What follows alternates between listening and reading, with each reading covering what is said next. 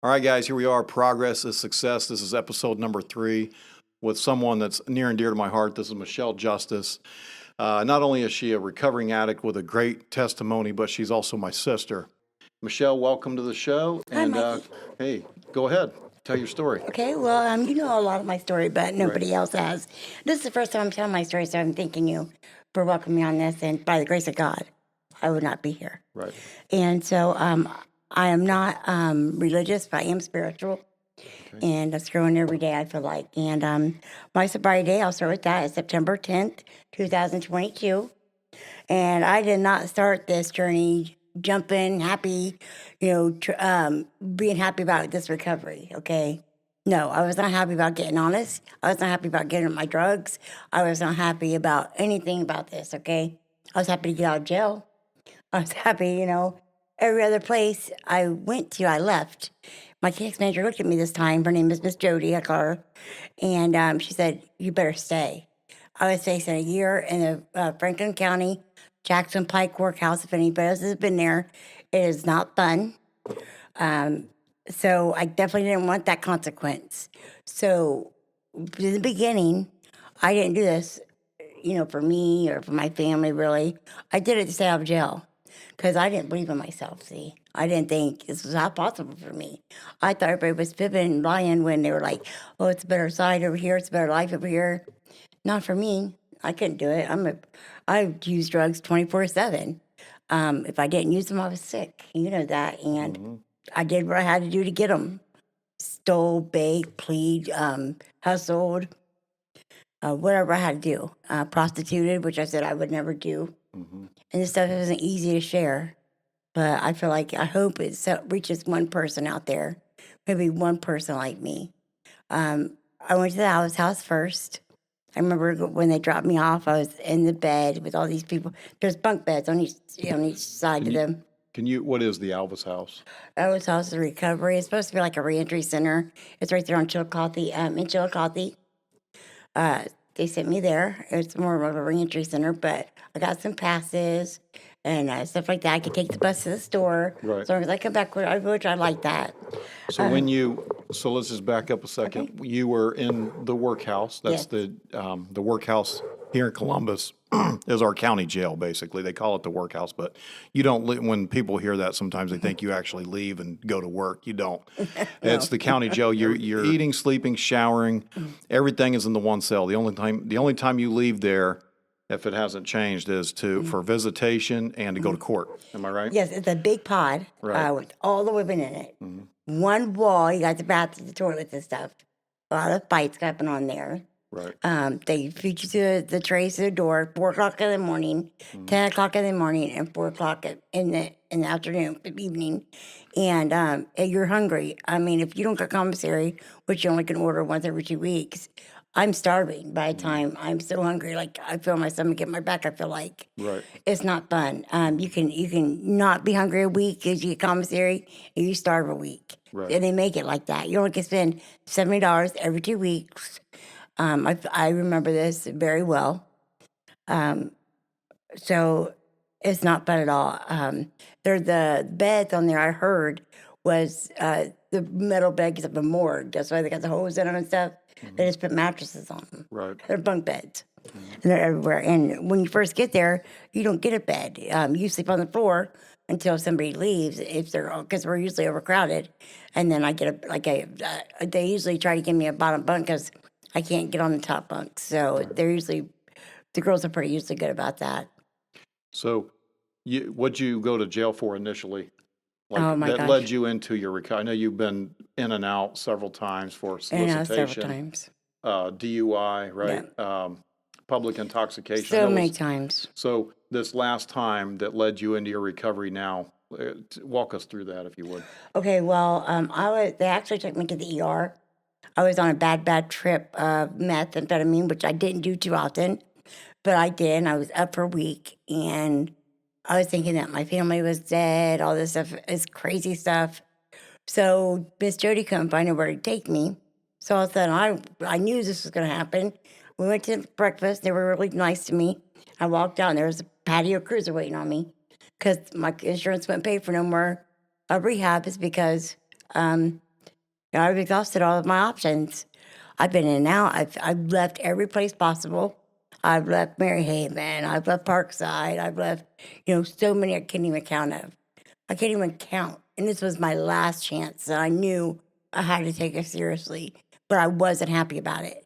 So when I went to jail, it wasn't really for anything bad. It was just for they put me in a pickle suit, put me in a single cell. Yeah, so pickle suit, for anyone that doesn't know what that is, that's like if you go to jail and you say you're suicidal, it's a gown that's basically made out of material that you can't use to hang yourself with or to harm yourself. And they put you in a separate cell where they're watching you and monitoring you like every 3 minutes, right? It's like every hour, I think. Okay. Something like that. You can't So, really, yeah, depending on their protocol, Yeah. they're basically monitoring you all the time to make sure that you don't try to harm yourself, and they're giving you only a certain amount of items in there. No Paper pencils, no spoons. pens. Yeah, Paper you're gonna get. spoons. Yeah, so you're in there. You're on suicide watch. Then what? Well, then you have to eat, like you were saying, you're right. You have to eat out of paper spoons. I couldn't even, the case of mental health kept coming to see me. So I was ready to go upstairs with everybody else. But deep down, after I got to my regular mind, I didn't want to go upstairs with everybody else. I'd rather stay downstairs by myself. But they won't let you, I can't hide that because I didn't want to be in a pickle suit anymore. I was cold. It barely fit around me. I was like, can I have another blanket? They said no. It was really cold down there. There was a dead mice. There was a dead mouse in the corner. Never forget it. I was still on that trip for 8 more days. I've never not called my family from jail for 8 days. Mom had a little bit of money on the phone. And I finally called her. I said, Mom, you're alive? And she's like, yeah, baby. I'm like, oh my gosh. Miss Jody had to go do a welfare check on him because my mind was so crazy.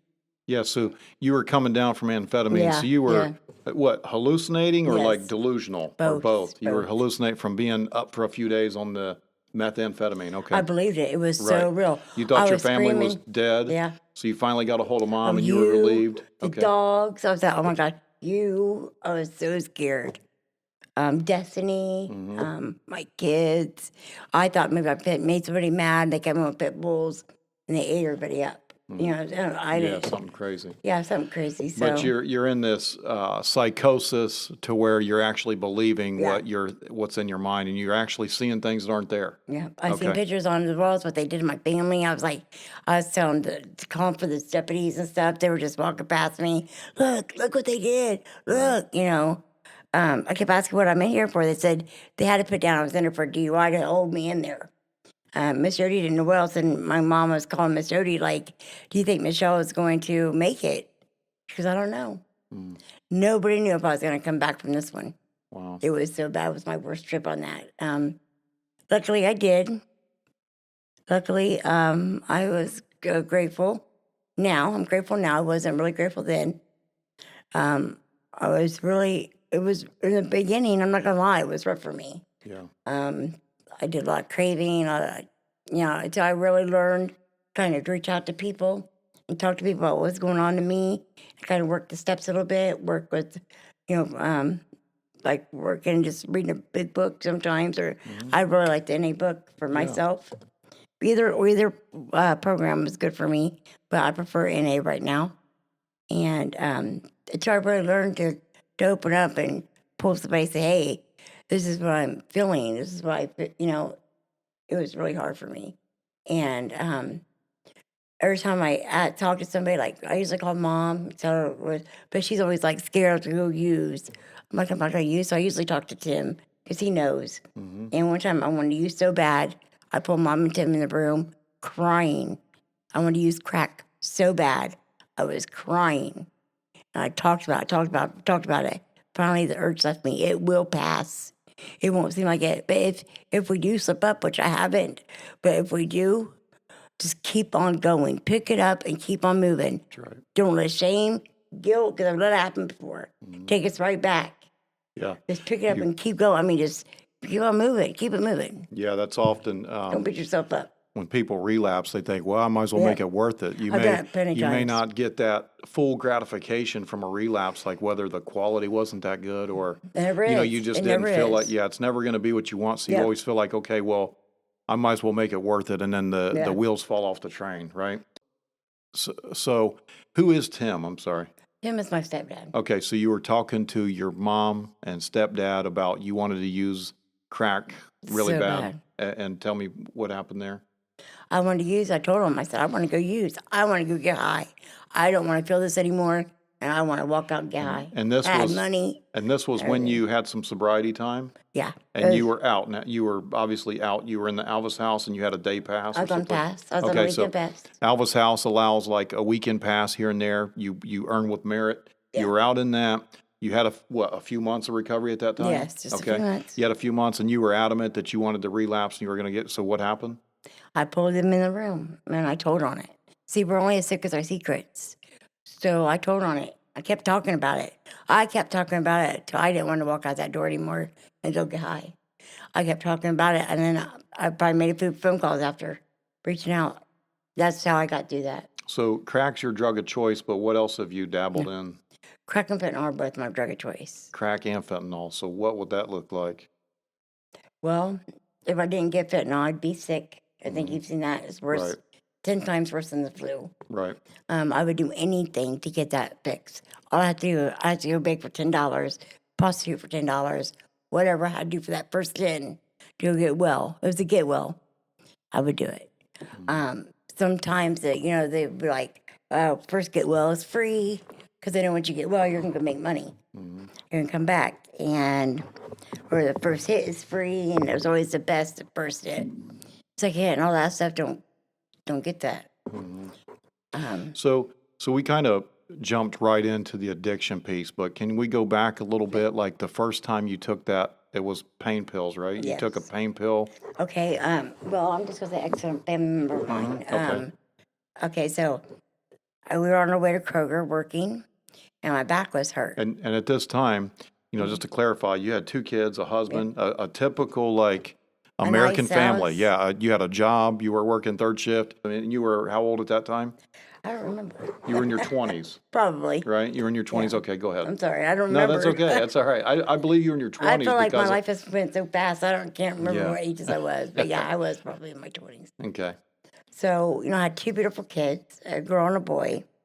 Couldn't ask for no better. I had a good husband.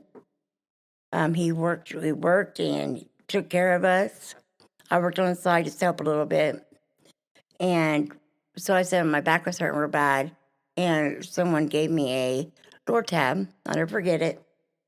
I took it. And all of a sudden, I felt like Wonder Woman. I felt like invincible. I felt like I could work. I could take care of the kids. I could keep the house clean, cook dinner, all that. And all my securities were gone. I said, finally, this is what I've been missing. This is it.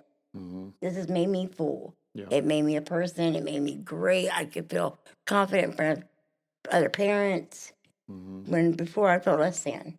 Right. Always. So you took that pill, and then obviously you went back and got more, and I then found out where to go to the doctor at. you figured out how to go to the doctor Yep. and get them yourself. So Yeah, you and I start. So said, now yep. you're in it, Yep. and you're still functioning though as a mom and a wife. Obviously, Yes. you're still working at that time. So let's you're going through a downward spiral, right? Okay, a year later, I was a full-blown pillhead. Okay. Okay, but every game, every baseball game, softball game, wherever I had to go to, I had my pills counted. If I didn't have medicine that day, I had to go find something and run back. Even if I got threatened by my husband, he said, if you go to Columbus, I'm going to divorce you. I didn't want him to divorce me. I couldn't stop. I didn't want him to divorce me. He did try to help me get help, and I couldn't do it. After I got divorced, it was like I this. met up with I cannot explain it like this. named Robert. Rolling in my He's now ears, like passed how much away. I wanted the pain, but it was Committed crazy at suicide. first. Like I never dealt with addiction. I didn't smoke, I didn't drink, and I never did drugs, really, before that. Right. And this started me on, and I went to the doctors, started doctor shopping. Back then, they didn't have as many rules as they do now. It's hard to get pills now, but then they started going for $1 a gram. I felt like he was probably the love of my life, and I didn't want to lose my family. And he kept putting through my stuff because he was afraid if he let me go, what would happen to me. So he put up with a lot of my stuff he shouldn't have.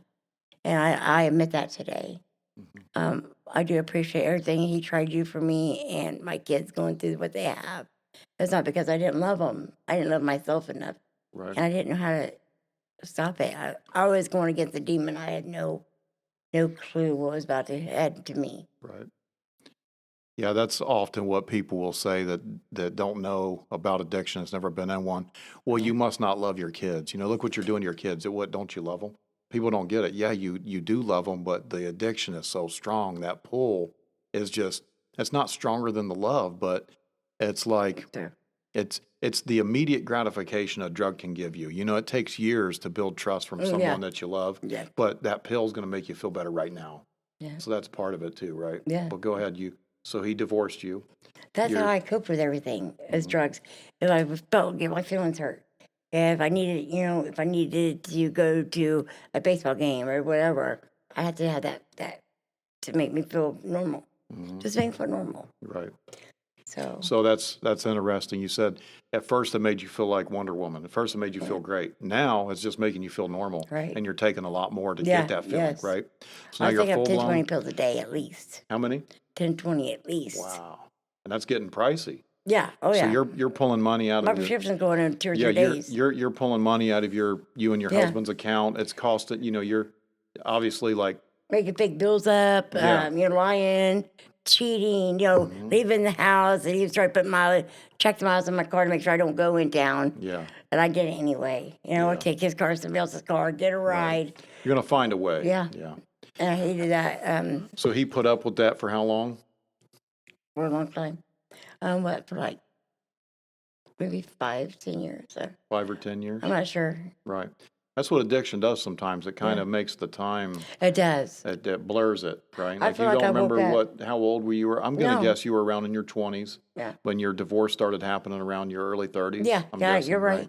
Okay. Yeah, but I can't remember because I was such in a daze. Yeah. And I feel like I woke up and guess what? I'm 49. Right. And I can't believe it.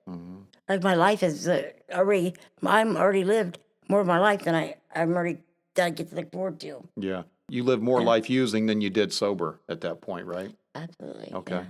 So he divorces you, and that obviously didn't help matters, right? Now it's like, now I have no accountability. Yeah. It was all bars. Your kids are grown at that point, right? So they're moved on. So now, like, Yeah. Well, we left our kids kind of like we had a house, and he left. He met someone, and he left, and I left. I was just a mess, using and trying to get with somebody just to fill that void, from my feelings hurt. That love loss is really hard, right, and part of me wanted that because then I'm free to do whatever I want. right. It was all bad. So at that time, though, I know that you were trying to get sober. You would have some small Yeah. periods of Yeah, that's sobriety. true. And if A year at anything, one point. your husband and kids was the one thing that you were trying to quit for. If it was just for you, no problem. I'll sabotage my own life. But hey, I do have a husband and kids that love me, so I am trying at I least, sure right? did. So now, we're in your early 30s at that point. Take us through that, how that progressed. Well, I was in my, like you said, early 30s, and I met somebody from school that was previously my boyfriend. He just got out of prison, lived in an apartment complex, but there was a crack house right across the street. And he was like, "Oh my God, what is that?" Heard that sizzle, and he wanted to go get some. The sizzle of the crack pipe lightning. Yeah, I didn't want to get, I Yeah, didn't I want to make gotcha. anybody Like crave or trigger. anything. Yeah. Okay, right. No So I'm trigger. trying to- Okay, gotcha. Well, he went and got some. Okay. And I didn't know honestly, I don't know what point I was addicted to that. You run into an old boyfriend that you knew from middle school, Yeah. and He he put me on just got Facebook. out of prison. Like He he was on coincidentally, like you went this route in life, and he did too. It's like, oh, this must be my soulmate. And here's this Yeah, guy coming out of he prison, did. and he knows all about crack and Yeah. heroin and everything at the time, right? He was already diddling. Yeah, he was Right, already when okay. yeah. So I didn't know about crack or fentanyl or anything, or heroin or anything like that, but I sure did soon. He's like, "Why are you trying to pay all them pills?" I said, "What do you mean?" He's like, "Here, I got something better," and he shot me up, and that was all it took. Mm. We started going there. I didn't know the people, so he would go in and get everything. Shot you up with heroin. Yeah, Okay, and then that introduced you to a whole nother. whole new demon. Yeah. So now you're full blown in your early 30s. And then that next, what? Needle using, everything I said I wouldn't do. Yeah. But I Using the needle, never said selling yourself, Yeah. overdosing. I right? would sell myself. I Yeah. remember you overdosed in court one time. Yeah. And Shell, a vivid memory I have, man, Mm-hmm. and you didn't mention this, but I'm going to, was when you were in that medically induced coma. Yeah. And the chaplain came there and everything. And I don't know how long it lasted, but it was a long time. And we hadn't seen you, hadn't spoke to you. You were basically in a coma. Yeah. And I don't know how you guys found me. we thought that we were losing you. Yeah. You know? And then that addiction was so powerful, man. You came out of that coma, and we all thought for sure she's not going to go back now. And sure enough, you relapsed again. That day. And that's not to dwell on it, but No. it's just to show, number one, who That's you are true. today, Yeah. the transformation you've made, and number two, how powerful that addiction is. If you're close to death and you still want it that bad, that day you get out of that hospital, you sign yourself out, and you go relapse immediately. Immediately. I woke up, they were going to pull the plug on me. And I woke up and I was like, first of all, Mom said, she said she's moving. They said, no, she's not. That's her muscle. She goes, I know my daughter. She's moving. And all of a sudden I woke up and I had all these cords in my throat and everything. And my automatic reaction was to yank them out. And the nurse was like, no, blood was going everywhere, everything, right? And everybody thought, well, Cheryl's not going to go back now. She's not. And here I'm making Amy promises. And I really meant it at the time. No, I promise I'm not going to. I'm not. But guess what? When that urge hit and that devil was talking, guess what? We showed it. We went right out there and relapsed. Right out there and got what I needed for that minute. And you mentioned empty promises, and Empty promises all the it time. wasn't that you didn't have good intentions. I meant it When every you time. meant it every time, and I know you did. Every time you said, "This is it," I can't relapse again. Yeah. I remember conversations we had over the phone. No, you said, "Mikey, I can't relapse again." It's always an option. Yeah. We always can relapse. It's obviously not the right thing to do, but relapse is always an option. Yeah, it is. When we think we can't relapse again, and then the moment that we see an opportunity to do it, like, wait a minute, I guess I can. We got to know, yes, I can, but I'm going to choose not to. Do you agree with that? I have to teach myself to say no. And I didn't like that. Right. I'm an addict, right? Right. And I like instant gratification right then. Mm-hmm. I don't like telling myself no. Yeah. But I tell myself no today about a lot of things. And I'm nowhere near where I need to be. Right. I still do things I'm not happy about. I still do things I'm not proud of. But it's things like asking for ice and getting a pop instead, Yeah. It's things like that I'm working on. So- I'm not proud of that. Hey, it's like that expression goes, I'm not where I need to be today, but thank God I'm not who I was yesterday. That's right? true. That's and true. that's the truth. I really came far away, but I really got more to go, way more to go. Yeah. Because I pushed myself like, that's not okay today. Mm-hmm. But I do it anyway. Right. See, my addiction, I feel like, comes out in different places. Mm-hmm. Until I'm happy, it comes out in food. I overeat, that. I've been skinny, fat. But I mean, when I was using it, I was so little. I thought I looked good, Yep. But today, I got a little meat to my bones. I like Right. it. Right. I really don't like it that much, but it's okay. But I'm happy I'm not out there. I was ashamed out there on the corners of Sullivan Avenue. And even though I was ashamed, and I was so ashamed and embarrassed about being out there, especially I'm an older lady, being out there, and I had to stand out there anyway. Because guess what? I was a slave. I was a slave to that drug. I was a slave to that demon. Mm-hmm. When it said, I can't go home take a nap, because guess what? I had to go get another one. Right. I had to make sure I always had it at all times. Right. And crack, it was always seemed like, oh, I want another hit because that didn't taste that good. They must have given me another sack. No, I lost it. Mm-hmm. No, it's not. Right. I smoked it. I want more. Right. That's all it is. More. 5 minute hit. $5, 5 minutes hit. It's nonstop. Yeah. And I still struggle with that today.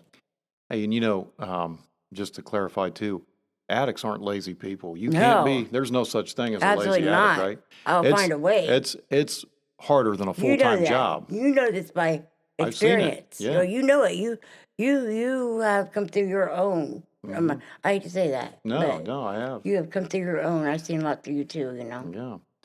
It's not an easy lifestyle to maintain, and you didn't dial it up on the phone, but you find yourself there anyway. It would be easier to work 2 full-time jobs than to maintain an addiction to Hey, fentanyl. If Am I that right? dope dealer wanted dinner, if he wanted whatever he wanted, I was there. whatever. Right? You want to ride? I don't care if you got a whole thing of crack. You could stash it in my car if they get pulled over, Right. right? I mean, and I would take the charge or whatever. Yeah. I thought people liked me when they want me to ride and give me 10 or 20 for doing it. Right. No, I was just easy. I really didn't have a boyfriend then. You know, they could stitch whatever. I didn't have nobody stick up for me. Right. You know, they kind of knew where I lived. You know what I'm saying? Like, it wasn't safe for me not to take, you know. I would Right. do whatever I had to do to make sure nothing came over for my family, you know. Yeah. So, some of- but luckily we never got pulled over or nothing. Yeah. And some of these guys, you know, when you bought dope from them, they expected loyalty, right? You I buy was dope loyal. from Lord to them more than I was to Lord. right. Well, you're loyal to them, and they expect that loyalty. You buy this Even from if they me. call us geeks or whatever, you know what I'm saying? Geek or whatever. I said, don't call me that. I said, I work hard. I get this money. I bring it to you. She goes, I'm sorry. This one lady said, I'm sorry. But they usually don't I apologize. could go, we was in the car together. So why would you call me that? I said, I can go anywhere and get crack. You know what I'm saying? I'm bringing it to you. Right. I'm doing things I don't want to do. I do them anyway. When you're sick, you don't want anybody touching you and stuff, you still got to do that trick. Yeah. I still got to perform Yeah. to get that money. Right. That's not easy, I but was trying to get over when it. you, Hurry up. the first, and I don't want to get too personal me here with neither. your emotions, but that ahead, first it's time, okay, the first time you sold yourself, you know what I mean? Yeah. I'm sure that was difficult, but then Very. it gets Yeah. easier, right? It gets easier. It's like Yeah. you start to learn how to live with that shame, right? Every time I said I'm going to go do it, I would do it. And my standards would get lower and lower. And see, I was around the people that that make it okay. You know, we all stay around each other. Yeah. It's okay to shoot each other with the needle. It's okay. I never knew, okay, my mom said this. Michelle, do you know how abnormal it is to walk in somewhere? People smoking crack, needles in each other's arms, nodding out, and everything. And to me, that's normal. Right. It's normal because that's the environment you're in. Right. See, like today, I try to surround myself people and with people that tries to push me, even though I don't like somebody telling me something. I know it's true. You know, like Right. I got a lot to work on, and I don't want them to tell me that, but they're doing it to make me better. And let me ask you this, because I've been in the field of rehabilitation for quite a while, and I've worked with a lot of people that have struggled, and myself, I've struggled in the past. But I always thought, and I want to get your opinion on this, addictions come from not so much a problem that we have, but more so what we lack. And here's what I mean by that. If you don't have anything else, if you don't have a car, you don't have an apartment, you don't have anybody looking up to you at that time, it's a lot easier to make the choice of a relapse. It's a lot easier to pick up a drug because you don't have anything to lose. Am I right? And the more that you lose, the easier it becomes to stay in that cycle. Listen, I would wreck a car, okay? And we stayed in a motel. I didn't give a crack because I had $20 in my pocket. I was like, what to do? Got out of the car, walked to the trap house, got a ride back to so he said, where's the car? And I actually think I drove that car like it was. I did. And there was a crack dealer right next door. I said, hey, I see him coming in, right? I sold my wreck car to them for $50 crack. They could fix it or whatever. In my name. So they could go do robberies or whatever, and it would be me liable, right? Right. And I'm not thinking in my right mind. I'm just thinking of that next hit. Moving on. Just moving on. Whatever I lost, keep going. Don't matter. It's like a tornado. Like a tornado. Anything I lost don't matter. You know? So My that's a mom good would call the point. law on me. Right. And that's the only thing I would run from. I don't want to go to jail, be sick, and Jackson Pike where you can't get nothing. Right. No, thank you. I mean, Jackson Pike's the county jail too. It's, No. it's the workhouse, it's the county jail, but we also call it Jackson Pike because that's the street it's on, just to clarify. yeah. Wow, that's wild, Shell. I'm so proud of you. I'm so proud of you. Thank you for doing this. I know Thank you. this takes a lot of courage. You know, when you came in, you were real nervous about it, but wow, you've transformed your life. You have how much sobriety time do you have now? Well, I've been sober since December 10th, 2022. However, I do want to clarify, like, I have not been going to meetings like I should. I have not been working the steps like I should because I don't got a sponsor right now. Well, I do have a sponsor, but a temporary sponsor Okay. until I get a female. Okay. And so that's one thing I wanted to change. I want to say that on here because I'm committing to go to a meeting tonight. Mm-hmm. And I always tell my counselor this, I'm going to make it, I'll make it, and I don't make it. Yeah. And he is really, really a good guy, and he's really like into NA and stuff. I really look up to him for that. Yeah. And so when I tell him that and I don't go, I'm ashamed of myself. Mm-hmm. Or something happens or I'm tired. Yeah. So I'm really going to try to go to one tonight. Yeah. So I want to say, and actually it's my favorite meeting tonight. I forgot, today's Sunday. I'm going to go to that. I just want to say that on here to make me accountable. Good. And you're about to graduate? I'm about to graduate. Thank God. Yeah. I've been trying to do this program now for a long time. Mm-hmm. They give me a chance, and then, I'd go do some jail time. They would say I'd get a chance in there. I took that for granted. Mm-hmm. So this was the last chance I had. And I knew it. I'm so grateful for that because I tell them it was about a year before I started doing this for myself. Yeah. And then my life got easier, and I've started to like my life because I'm earning things. I don't have a car today. I have my own apartment today, which I love. When I pull up in the parking lot, guess what? I love being there by myself and my cat. Well, it's not my cat. It's my friend Meredith's cat. And she's going to be there again probably in December. And she's a good friend of mine, and I love her. And I'm going to visit with the cat when she comes to get him. Mm-hmm. But there was a time that I wouldn't be attached to anything. Right. Not a cat, not a dog. So, like, when I was at Mom's smoking crack, the dog would come in with his nose because he loves me, you know what I mean? Mm-hmm. And he busted on me. I'd get pissed. And I'd say, Mom said, don't do that with Sam. I said, he likes it. He wants the crack. Oh, she got so pissed.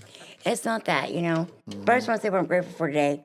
I'm grateful that you came and invited me to do this because there was a time that I could never do this. Mm-hmm. And I'm just so grateful that maybe somebody will see hope in my story. That, I'm available if anybody would. I don't know if you can read my phone number. I could put your email in there. Yeah, I mean, if you email me, I will email you back. Like I said, I'm not active in NA like I want to be. I'm going to go today. I'm going to change that. I'm going to try my best to change that. Some things, because my health issues and stuff, I can't. It's hard for me to go. But I'm going to work on that. So you have lasting consequences from the drug use and that, yeah. Oh, okay. I'm on probation in 2 different counties. Right. So I forgot to tell you this. In Columbus and in Circleville. So I'm completing my Columbus probation now, and it was really hard. It was a really challenging program to do. But I complete that and graduate Wednesday, which I'm so excited. And then I have, I don't know what, a year and a half more to do at Circleville about. Well, it's been my experience. The criminal justice system is not the worst thing that can happen to you when you're living a life of in like a downward spiral like that. For me, it was my catalyst toward change. It happened like that with you, and for many people that I know, going to jail sometimes it takes that to get our attention. It pumps the brakes on that addiction for a while, and forced sobriety is not the right way. Ideally, we come to the conclusion, hey, I'm at my rock bottom, I need help. Give it over to God. Step one, right? That's ideal. Don't always happen like that for us. Sometimes it takes that intervention. It takes a divine intervention. It takes going to jail. Several times. Yeah, several times. And it wasn't that I wanted to get clean like this Right. time. It was that I didn't want to go to jail. Right. And I knew I was going to jail for county in a year. That would feel like 10 years. Yeah. That time is hard time, and it is slow. Right. And I really could not do that. I mean, I would have to if I, what am I going to do? Right. So I was serious about not going back to jail. And it took about a year before I started doing this for myself. And then I wanted to do it because I'm starting to like myself a little bit. And it didn't come all at once. I'm still not all the way there. It comes slowly, and that's what I don't like. I used to instant gratification, right? Right then. But no. I mean, my kids, I'm not rural about my kids. They haven't even been in my apartment yet. And I got that really hurts me in my heart. However, how many times have they wanted me to come there? And I just got to I'm just there if they need me. I am there if they want to come over.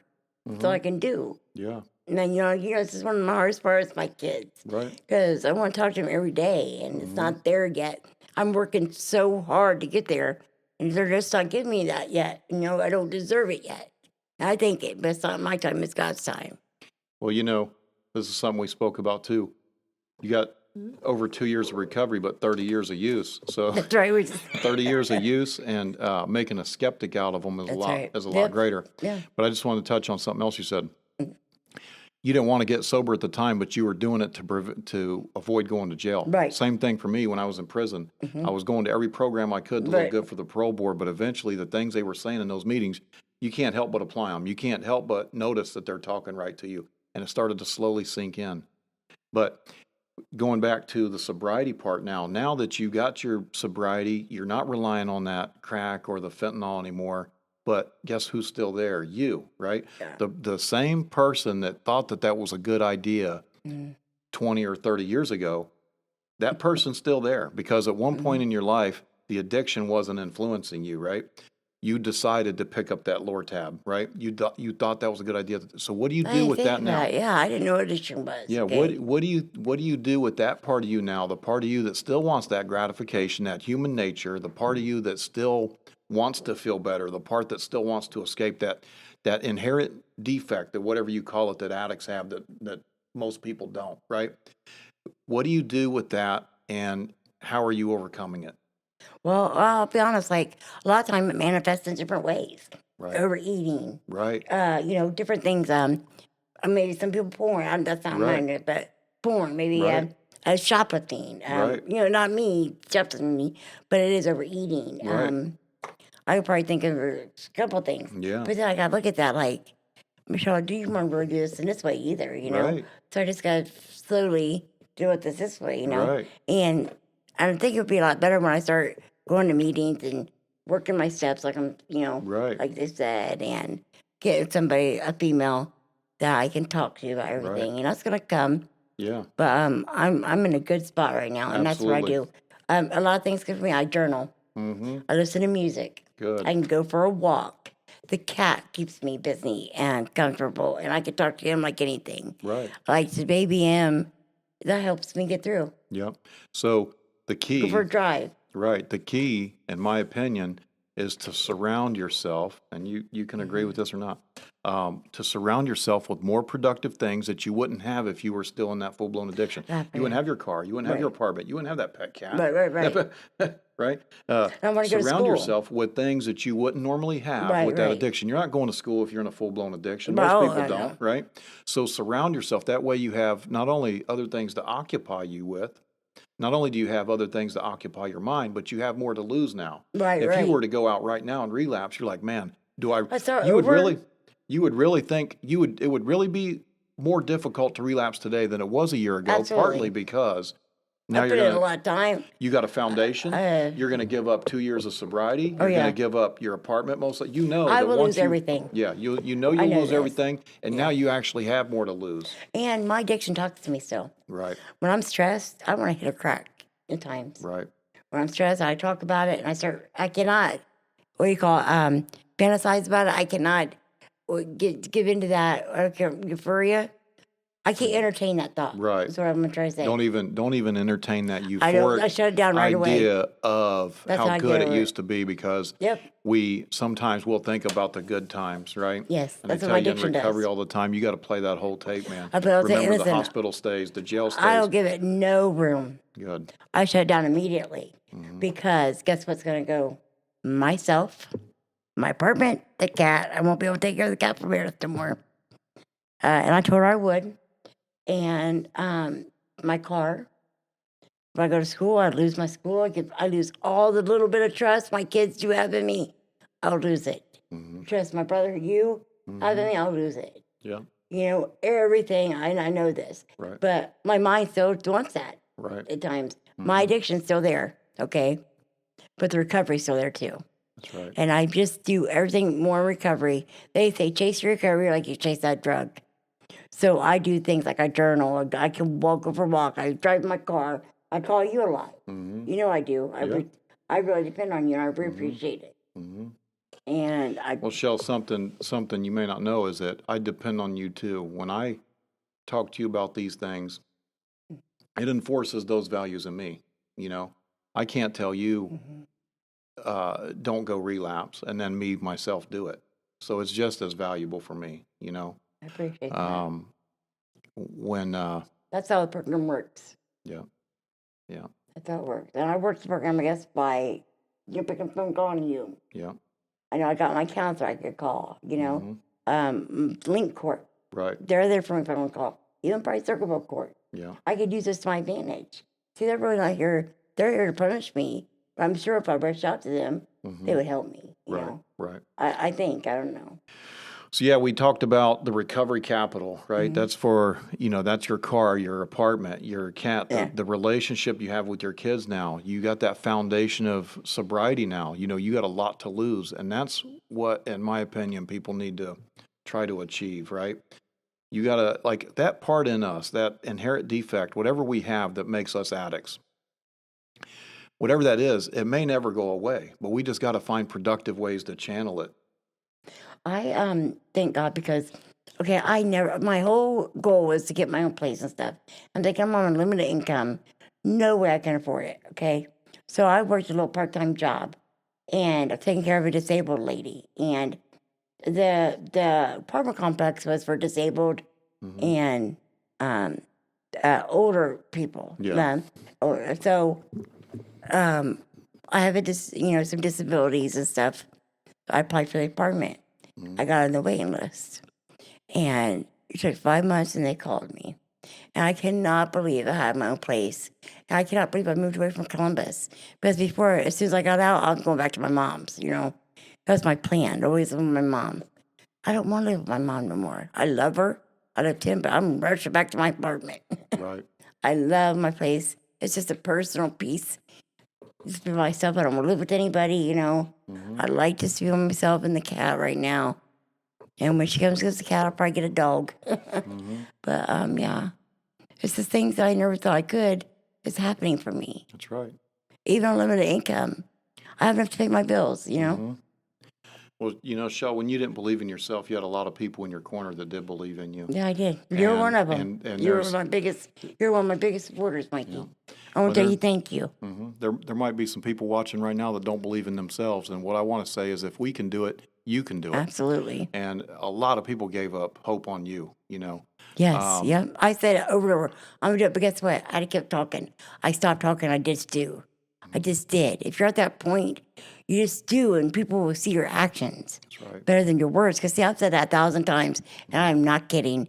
And I meant it when I said, I'm going to do it, Mom, I promise. But she goes, you said that last time. I get so mad. But it's the truth. Right. I did say it last time. And guess what? I didn't do it. Right. But I meant it at that minute.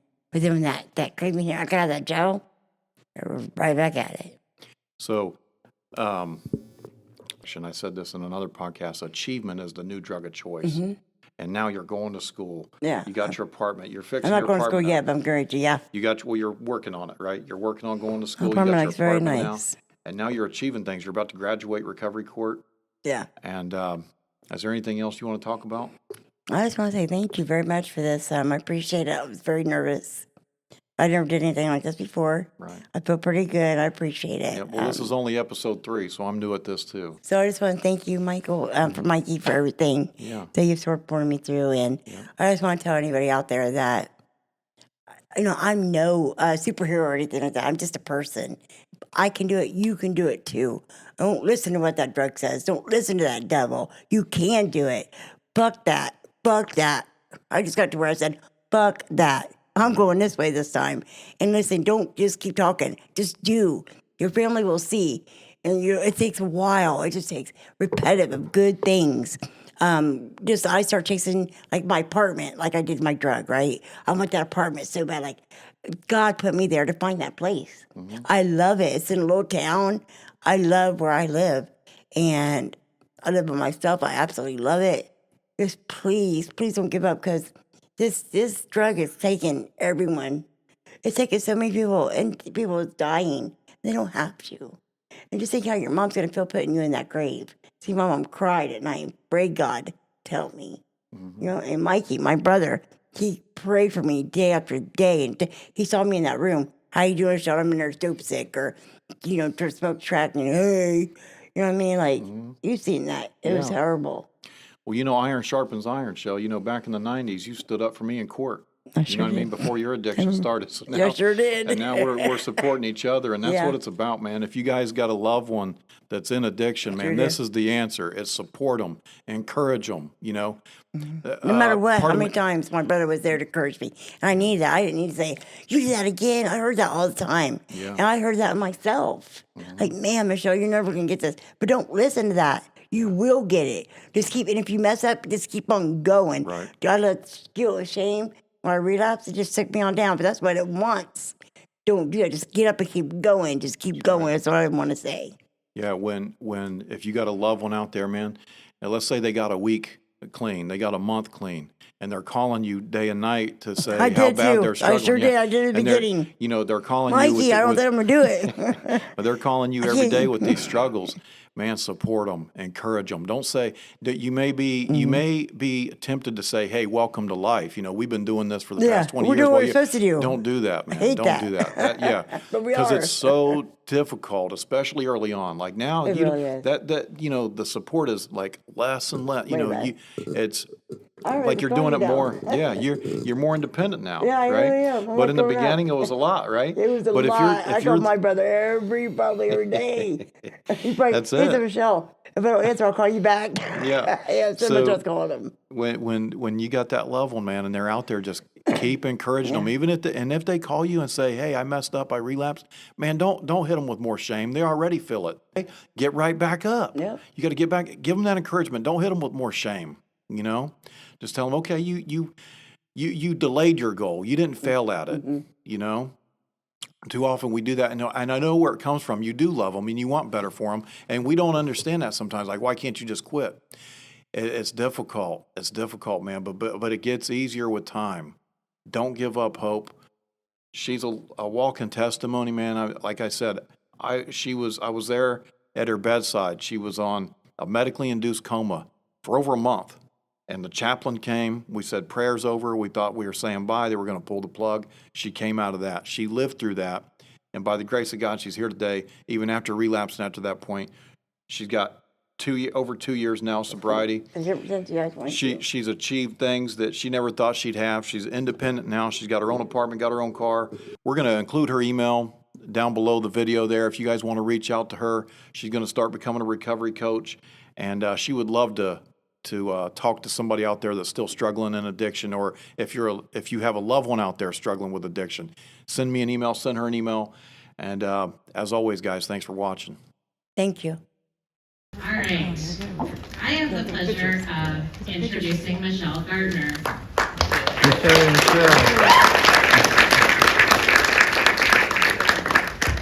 Michelle has been one to completely change her life for the better while battling against the world. She's currently living in her own place with an adorable cat, I might add. She's gotten her driver's license back, has strengthened her recovery community, and she has also reestablished her personal relationships. If you could please help me in congratulating Michelle on her graduation today.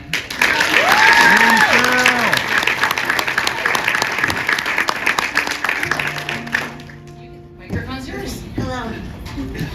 Let's lower it. I did read a praise speech. Okay, so I would like to thank Judge Russo, my case manager in Oregon, Judge Moorhart, my defense lawyer, Escalation, and the entire bank staff for believing in me when I did not believe in myself.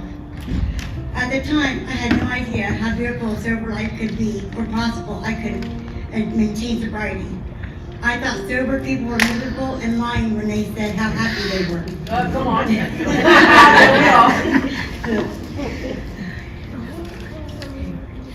I gave up on myself, and my family were losing hope also. I made many empty promises to the people that love me.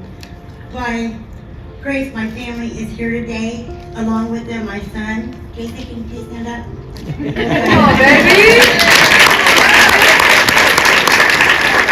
I would like to congratulate my son Jason.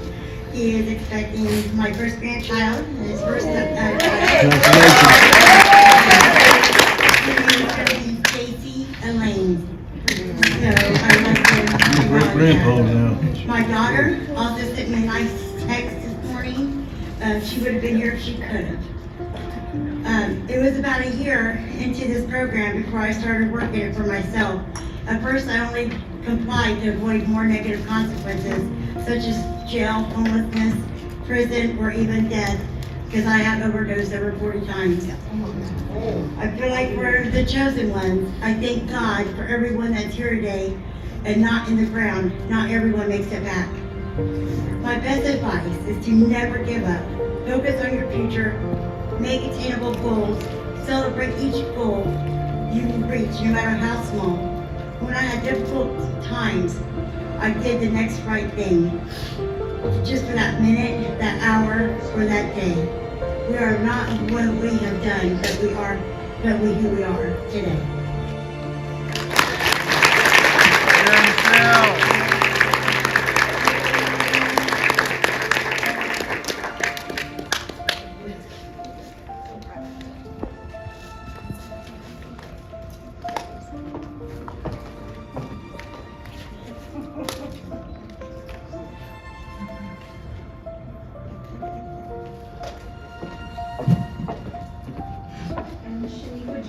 Shaniqua continues to be the best version of herself that she can be while caring for her brother.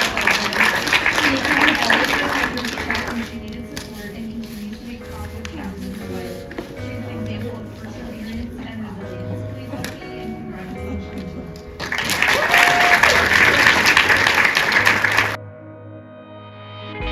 So this is how we end up. Shades of blue and gray. I feel just like an empty bottle. My dreams are on delay. I just wanna climb on top of a hill and throw it all away, away. Take me far away before my mind spins off and I am all derailed, derailed. Just